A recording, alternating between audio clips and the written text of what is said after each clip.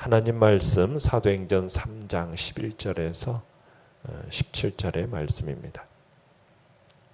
사도행전 3장 11절에서 17절의 말씀 우리 한 목소리로 같이 읽겠습니다. 시작.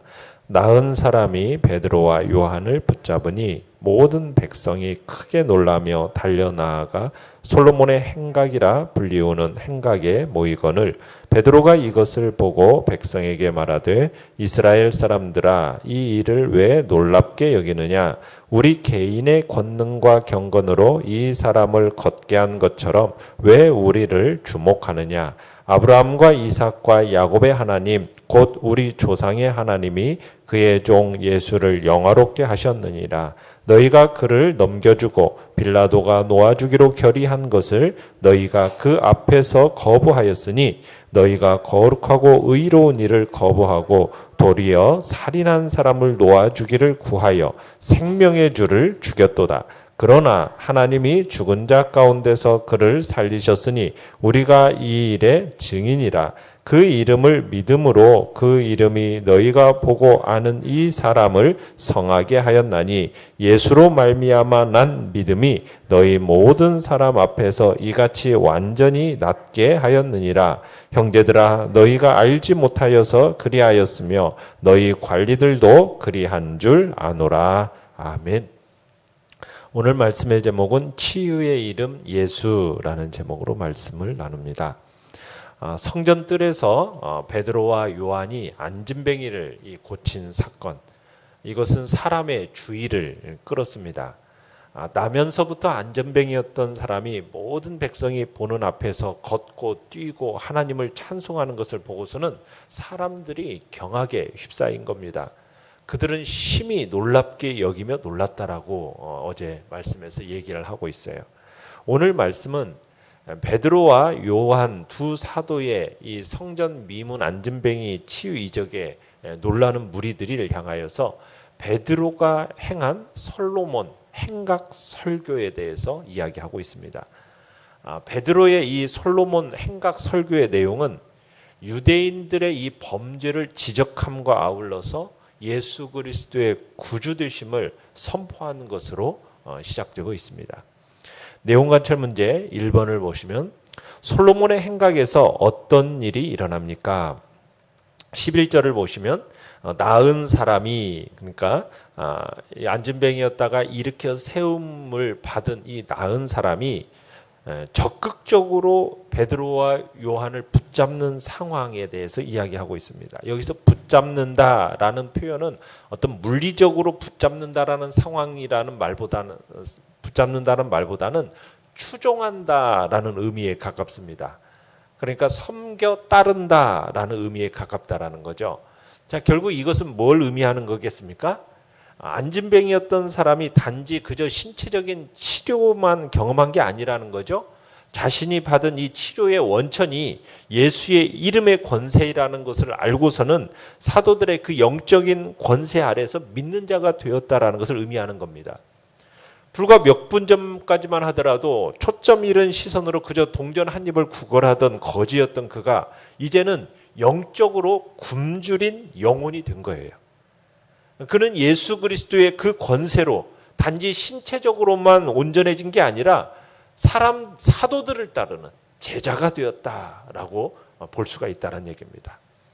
자, 놀라운 이 치료 사건을 목격한 백성들은 솔로몬 행각에 있는 베드로와 요한 그리고 치료받은 이 사람에게 순식간에 몰려들기 시작합니다.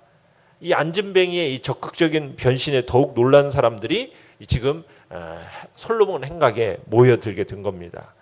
솔로몬 행각이라는 곳은 어떤 곳이냐면 성전에 올라온 사람들이 성전에서 행해지는 의식을 지켜볼 수 있는 장소였습니다. 그뿐만이 아니라 각종 모임, 토론 이런 공간이 제공되어지는 곳이 바로 이 솔로몬 행각이었어요. 그러니까 사람들은 안진뱅이를 고친 사건을 보고서는 어떻게 이런 기적이 가능할 수 있었는지 알고 싶었던 거예요. 그런데 여기서 이제 베드로가 솔로몬 행각에서 설교가 시작이 됩니다. 베드로는 먼저 12절에 보면은 먼저 솔로몬 행각에 모여든 이스라엘 백성들을 향해서 이 일을 왜 놀랍게 여기느냐라고 되묻습니다. 그러니까 왜 이 치유 사건을 이상하게 여기느냐라고 하면서 말문을 여면서 시작하는 거죠. 그러면서 사람들이 자신들을 어떤 경의의 대상으로 주목하는 일을 신속하게 금지시킵니다. 그러니까 자신과 사도 요한이 어떤 개인적인 권능과 경건으로 안전뱅이를 걷게 한 것처럼 자신들을 주목하는 이 예루살렘 사람들의 이 시선을 고정시켜 주려고 하는 거죠. 그러니까 베드로는 사도들을 개인의 어떤 힘으로 이런 기적이 일어난 게 아니다. 이 사람이 낳은 것은 구주 예수 그리스도를 믿은 결과다라는 것을 역설하면서 그들의 관심과 초점을 누구에게 돌리는 거예요? 예수님께로 돌리는 겁니다. 예수님의 이름의 권세가 이 기적의 원천이다라는 것을 증거하는 거죠. 내용 관찰 문제 2번입니다. 솔로몬의 행각에서 베드로가 선포한 말씀은 어떤 내용입니까? 13절에서 이제 16절의 이 내용은 베드로가 이제 나사렛 예수의 정체성, 그 나사렛 예수의 정체성에 대한 어떤 바른 지식에 대해서 얘기하면서 또 구약 성경의 하나님과 그리고 예수와의 바른 관계, 이 관계에 대한 지식을 이야기합니다. 예루살렘 중심의 이 유대인들은 예수님을 어떤 사람으로 보았습니까? 스스로를 하나님의 아들이라고 부르는 어떤 신성 모독자, 또 로마 제국과 어떤 성전 체제의 반역을 부추기는 어떤 위험한 정치 선동가, 이런 식으로 예수님을 보았었어요. 이에 대해서 베드로는 두 가지 사실을 근거로 들어서 이제 반박을 하는데요. 먼저는 베드로는 예수님을 소개하면서 누구라고 소개하고 있습니까? 예수님은 구약 성경의 하나님의 종이었다라는 사실을 강조를 하고 있습니다. 그러니까 13절에서 그렇게 얘기를 하는 거죠. 이스라엘 사람들에게 익숙한 하나님의 호칭, 아브라함과 이삭과 야곱의 하나님, 곧 우리 조상의 하나님, 이렇게 이제 사용을 하는 거예요. 그러면서 예수님은 바로 이 구약의 하나님, 이스라엘의 조상의 하나님이 파송한 종이다, 그의 종이다라는 점을 강조하고 있습니다. 그러니까 예수님은 구약 성경의 하나님을 배역하거나 배척한 게 아니라 구약 성경의 하나님의 명령하시는 사명을 신실하게 수행한 종이었다라는 점을 이야기하는 거예요. 그러니까 예루살렘 사람들은 지금 아브라함과 이삭과 야곱의 하나님의 이름으로 지금 예수를 죽였는데 실상은 그 예수가 바로 구약 성경 하나님의 종이요, 하나님의 아들이라는 사실을 역설하고 있는 겁니다. 그 증거로 뭘 얘기를 하느냐면 15절에 이 주를 누구라고 얘기하고 있습니까? 생명의 주라는 표현을 쓰고 있어요. 그래서 두 가지로 이제 증거를 하는 건데 뭐냐면 첫째는 공생애 동안에 나타난 이 엄청난 권능과 생명의 능력에 대해서 이제 증거를 하는 거죠. 하나님의 이 생명과 자비를 대표하는 예수님의 이 공생애가 바로 하나님의 종이었다라는 것을 증명한다라는 거예요. 그러면서 두 번째 15절에서 또 뭘 얘기하냐면 하나님이 그를 죽은 자 가운데서 어떻게 했다? 살리셨다. 예수님의 부활을 얘기합니다. 이스라엘이 십자가의 처형에 넘긴 이 예수를 하나님이 살리셨다. 그러니까 예수님의 공생애 동안에 나타났던 엄청난 이 권능과 생명, 이 생명의 능력이 하나의 증거요. 또 하나는 예수님의 부활. 이게 이제 두 증거로서 예수님이 누구냐? 바로 구약 성경의 하나님의 종이요 아들임을 이제 증거하고 있는 겁니다. 그러면서 13절에서 베드로는 이 이스라엘을 예수님의 죽음의 1차적인 책임자로서 분명하게 단죄를 합니다. 그러니까 이스라엘 사람들의 행동하고 또 하나님의 행동을 대조시키면서 상황을 이렇게 반전시키는 하나님의 행동을 부각시키고 있는데요. 베드로는 13절에서 그러는 거죠. 아브라함의 하나님, 이삭의 하나님, 야곱의 하나님, 곧 우리 조상들의 하나님이 이렇게 얘기를 하고 그러면서 이 하나님이 예수는 어떻게 하셨다? 영화롭게 하셨다라는 거예요. 근데 너희들은 어떻게 되는 거예요? 이스라엘 백성들은 빌라도에게 넘겨주어서 죽게 했다라는 거죠. 너희들은 죽게 했는데 하나님은 어떻게 하셨다? 예수님을 영화롭게 하셨다. 그의 종 예수님을 영화롭게 하셨다. 이렇게 지적을 하는 거예요. 그러면서 예수 그리스도에 대한 이 죽음을 직접적인 책임에 대해서 이제 통렬하게 책망을 하는 겁니다. 너희가 정말 예수님을, 이 하나님의 종인 예수를 불신해서 대적하고 십자가에 못 박아 죽이도록 너희들이 넘겨줬다라는 거죠. 빌라도는 어떻게 했는데 채찍질을 한 후에 놓아주려고 마음의 결심을 하고 풀어주려고 했는데 너희들은 이것을 거부하고 결국에는 예수님을 죽이는 자리로 데려갔다라는 거예요. 도리어 너희들은 14절에서처럼 살인한 사람을 살려줬다라는 거죠. 예수님은 거룩하고 의로운 자이신데 이런 자이신 예수님을 너희들은 부인하고 거부하고 오히려 대신 살인자를 요구했다라고 하면서 지적을 하는 겁니다. 그러면서 이제 15절에서 유대인들이 이 거룩하고 의로우신 예수님을 부인한 사건은 바로 15절에서 생명의 주를 죽인 것으로 이렇게 또 표현을 하고 있어요. 생명의 주 예수님, 그분은 공생애 동안의 어두움과 사망의 그늘에 앉아있던 자들을 구원하신 분이시고 생명으로 가득 찬 이 생명의 수여자이신 주 예수님을 너희들은 거부했다라는 거죠. 부인했다라는 거죠. 그렇지만 하나님께서는 이 생명의 주이신 예수님을 다시 살리셨다. 그러면서 우리로 하여금 그를 증거하게 하셨다. 우리도 제일 처음에는 베드로를 비롯한 이 자신들도 처음에는 무기력하게 십자가에 처형되는 이 예수님을 보고 실족해서 예수님을 저주받은 자라고 생각했었다. 그러나 그는 다시 살아나셨다. 그 부활이 우리들의 불신앙을 어떻게 보면 부활의 신앙으로 반전시키셨다. 그래서 우리는 이 일에 뭐다? 증인이다.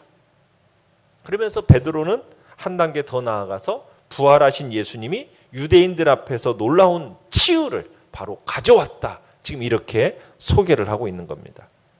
부활하신 예수 그리스도. 그분이 이제 이런 놀라운 이와 같은 모든 사람 앞에서 이같이 완전히 낫게 했다. 치유의 역사에 대해서 예수 그리스도가 하신 거라고 소개를 하는 겁니다.